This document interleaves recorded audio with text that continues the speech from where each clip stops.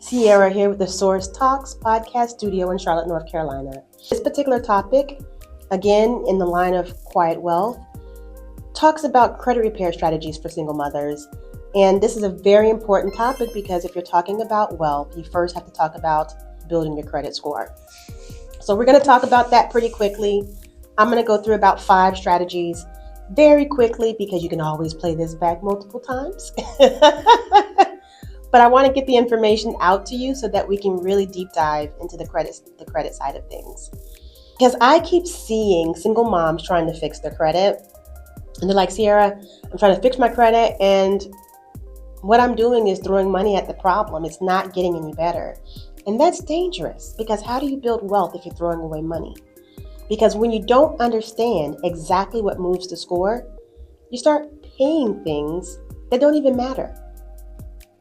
And you ignore things that do matter. And so what we're doing is strategy.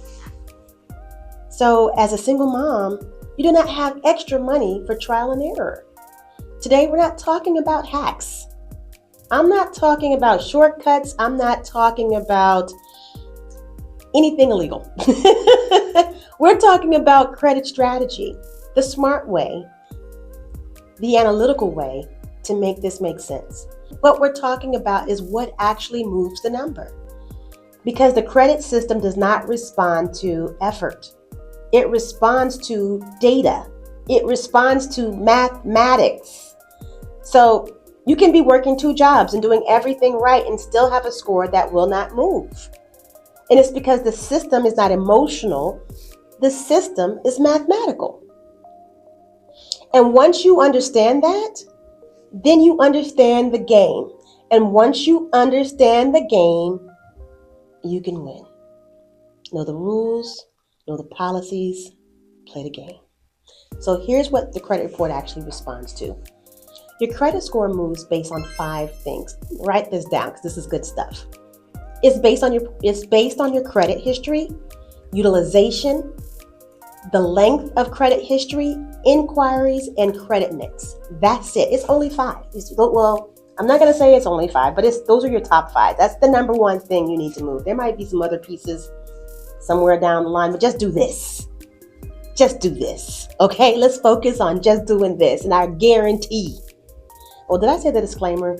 Let me make sure I get the disclaimer before I say I guarantee. I can guarantee after I disclaim. And so here's what we're going to do.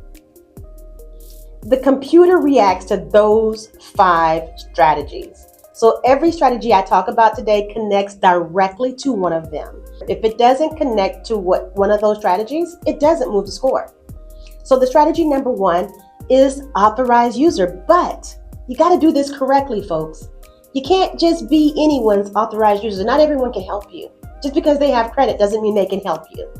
An authorized user is one of the most misunderstood tools when you're trying to improve your credit score. When you're added to someone else's credit card, that account can appear on your credit report, or it should appear on your credit report. This can help in 2 areas. It can help in utilization and length of credit. So you can get 2 in 1 with this. But here's where people mess this up. If that card is maxed out, it hurts you. If that card has late payments, it hurts you.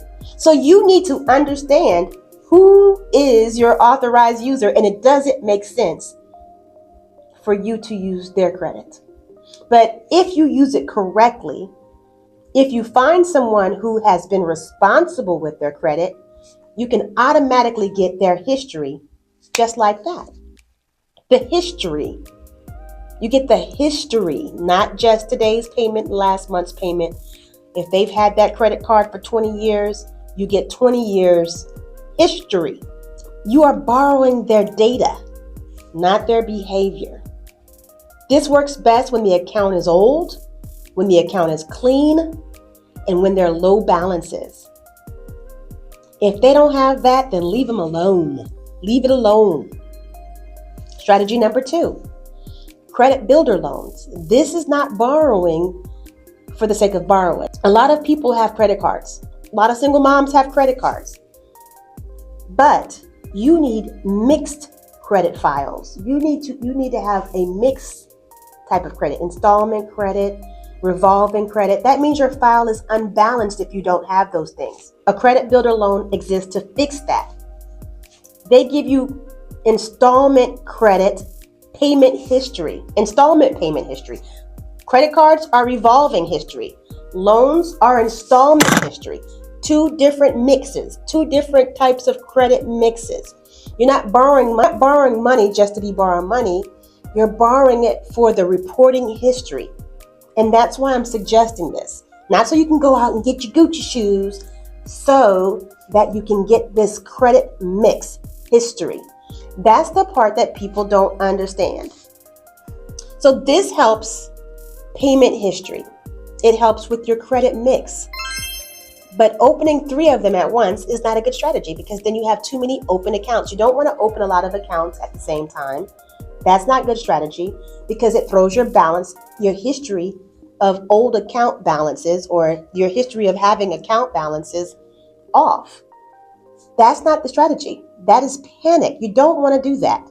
1 is enough. You just want to show that you are able to maintain installment credit. Strategy number 3, utilization.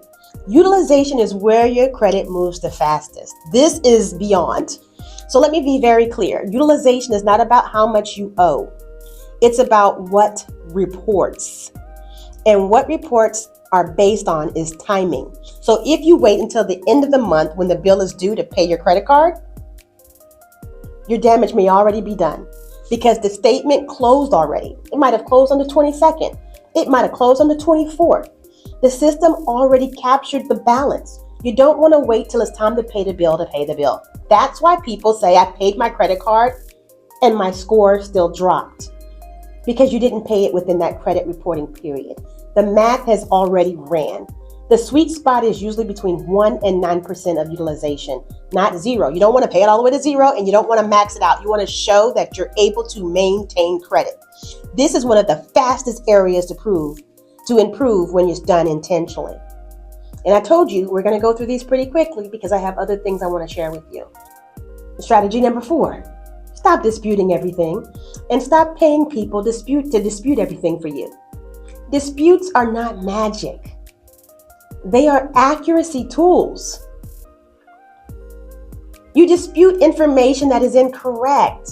You dispute information that is incomplete. You don't dispute things just because you don't like them on your credit report. You don't dispute them because you were told that if you dispute everything, it'll just go away. Example, Susie May works at your job. She borrowed some money for lunch. You gave her the money. She walks up and down the aisle and she disputes the fact that she owes you any money. Do you say, okay, well, I'm going to forgive the debt, and the next time you need lunch money, I got you? Or do you never forget that Susie May owes you money? That is this. This day and time, these people do not forget you. You owe them, and they will reappear on your credit report. Don't waste your time and your money giving it to somebody who's just going to run through a bunch of falsified disputes. That's not how we do business. We do it the right way so that we don't have these problems in the future. And that's how people stall their progress. The goal here, clean reporting, not fantasy credit files. You want accuracy. Let's go ahead to strategy number 5. Strategy number 5 is goodwill letters. And this is a very good strategy when you use it properly. A goodwill letter is a letter that can work for you sometimes when your credit is pretty good. You've paid consistently on time, but maybe you might have been late one time. The late payment was isolated, or you have a positive credit history after that late payment. You write a letter to the credit reporting agency, or you give them a call and you let them know that there was some sort of hardship that had taken place and the account is delinquent, but you want to bring it back forward and you want to wipe off some of that bad history. A lot of times that'll help you. You're just requesting reconsideration. Well, if you put all this together, a credit reporting agency may not have to be the move for you. Coordinated action is what you need. You might reach out to an authorized user, maybe a parent or spouse. You might help, you might get a loan builder to help strengthen your payment history and adjust credit card timing to optimize reporting and get clean and accurate data. You might request goodwill where it's appropriate in that strategy. So here's what I want you to understand. Credit doesn't improve just because you're motivated. It improves because your actions line up with the math.